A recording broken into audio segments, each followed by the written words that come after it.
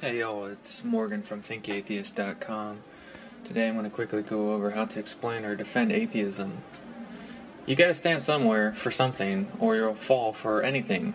Remembering why we believe what we believe helps us keep actions in line with principles. These are typical atheistic positions on most common challenges. Step 1.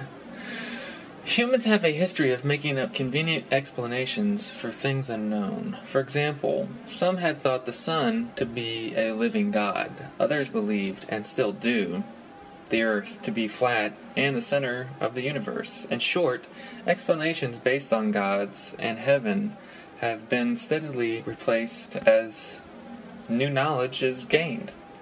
History suggests that remaining mysteries will be sufficiently explained in terms of familiar and rational forces rather than supernatural ones. For example, many people believe that a superior being created life, while atheists believe that this is just another scientific phenomenon to which people have assigned a supernatural explanation for. Step 2. Explain that intelligent design is just the awe of a new experience or of overwhelming complexity. If a caveman is handed a modern camera, he would not guess that it was a result of step-by-step gains in knowledge over a very long time. It would seem inexplicable, magical, perhaps supernatural. The gods must have made it. Maybe a natural thought, but it would be wrong. Atheists believe that intelligent design argument is like that of a caveman. Atheists do not believe in the supernatural, so we assign a scientific explanation to all phenomenon. Step 3. Clearly define faith or belief. Just because people believe that there is a God and that they have felt that God personally does not mean that everyone can do the same. Atheists believe that there are no gods, and that gods are not a satisfactory final explanation of real phenomena, because a deity's existence or influence is untestable. Step 4. Recognize that religions, abstract from their gods, are important as social institutions. People clearly have an innate affinity for stories, akin to the popularity of movies, plays, legends, novels, and ballads. Our willingness to believe in well-told stories, even supernatural ones, is a trait of human psychology. Religions influence behavior through scripture and tradition, presented with or without explanations. Evolution has selected obedient societies based on religions without beneficial behavior. Self-destructive religions and their adherents die out. Atheists believe that the reality of gods played no part in this explanation, although the reality of the idea of gods does. Step 5. Clearly clarify that to give up on the gods does not mean you give up on morals. Atheists simply accept responsibility for the moral code by which they live their lives. If you are feeling confrontational, contrast this sharply to the practice of blindly accepting the moral code of an old book.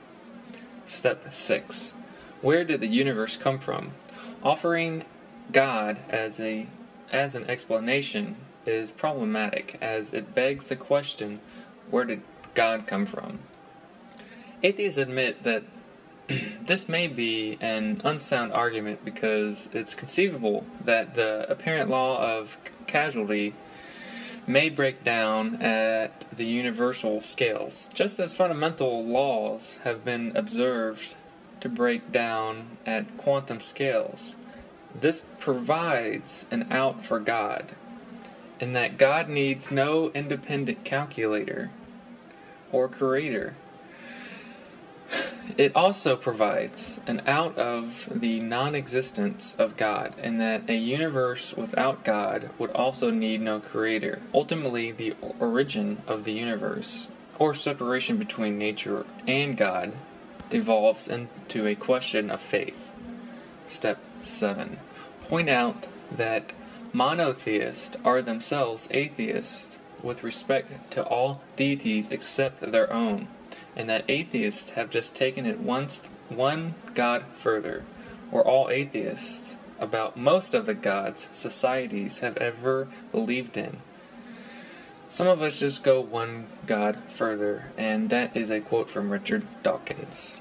Step 8. Explain that the idea of a personal, eternal, all-powerful God is incoherent. Everything we recognize as personality, the ability to perceive, to have sequences of thought, to have emotions and reactions, etc., are all things that occur as changes over time. But God is supposed to be changeless and outside of time, so there cannot be a personal, eternal God. If God exists, he is either a finite creature or impersonal. So the God of the Bible, the Tanakh, and the Quran cannot exist. Step 9. Try explaining the idea of space and time. According to science, space and time are what we call the planes of existence. According to religious beliefs, God exists outside space and time, and if this is the case, he cannot exist. And just some quick tips. Atheists are simply non-religious people. Strained definitions of atheists, such as they don't believe in God, are fallacious, and which God is the God alluded to within that definition. Atheists are open to the idea that there are reasons why we are here. They just don't accept any human description of that reason. Another one is, people are already atheists to most gods. Christians don't believe in Native American gods. This is a good argument. It cannot be refuted well. It may be more effective to compare the believer's God to an ancient god like Zeus, who has no followers today. Also, highlight that many religious people afford themselves a questionable sense of comfort by believing in the existence of a non-physical being who watches people, listens to people, communicates with people, and extends help to people. Acknowledge that the fear of letting go of an imaginary friend could affect a person's outlook. Again, many atheists have no beliefs about how the universe came into existence, and they are comfortable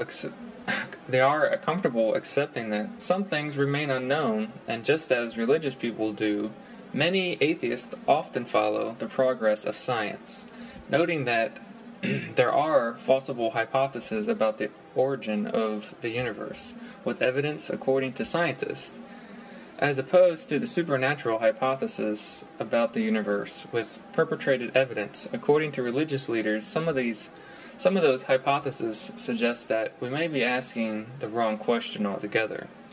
Time itself may have begun with the universe, so asking what was there before the universe might be a nonsensical question like, what lies north of the North Pole, or what came first, the chicken or the egg?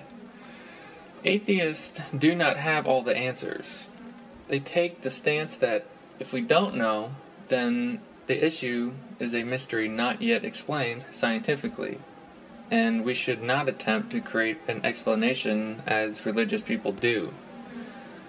Most think that accepting the unknown as what it is, unknown, is preferable to unprovable supernatural explanations of phenomenon that historically have been satisfactorily explained without a deity.